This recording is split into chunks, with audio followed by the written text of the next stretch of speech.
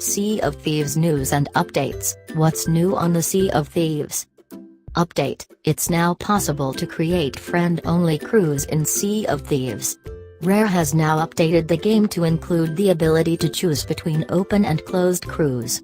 Now if one of your friends drops out of your 4-person crew, you can say that you don't want the game to automatically fill the space with a player you don't know. With closed crews you can choose whether you want to start on a galleon or a sloop, no matter how many of you are starting the game, so that this leaves room for other players to join when they're ready and make the numbers up to 4.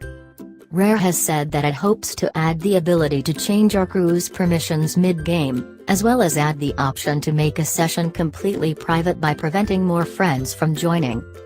On March 20, 2018, Rare's sandbox multiplayer pirate adventure Sea of Thieves was unleashed on the world. After a lot of hard work, the developer now has, well, more hard work.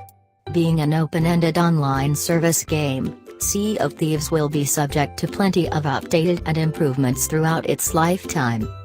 To help you keep on top of what's new and what's coming up, we've put together this handy page which will be updated with all the latest announcements.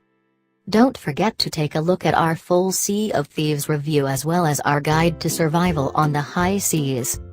Rare has released the latest patch, 1.0.6, for Sea of Thieves, and it's a relatively big one, Captain. This patch brings cosmetic items into the game's shop.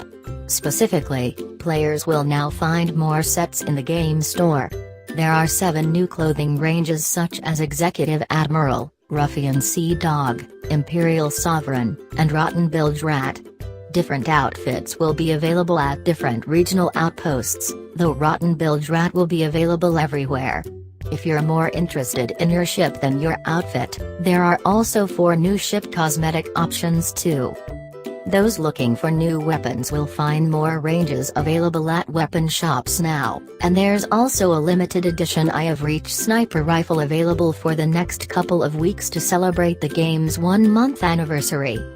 Outside of these new customization options, this patch also fixes some crash issues, a range of bugs, and finally ups the speed with which you'll respawn from the Ferry of the Damned. You can read the notes in full on the official Sea of Thieves page.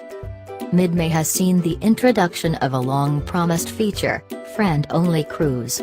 Rare has now updated the game to include the ability to choose between open and closed crews.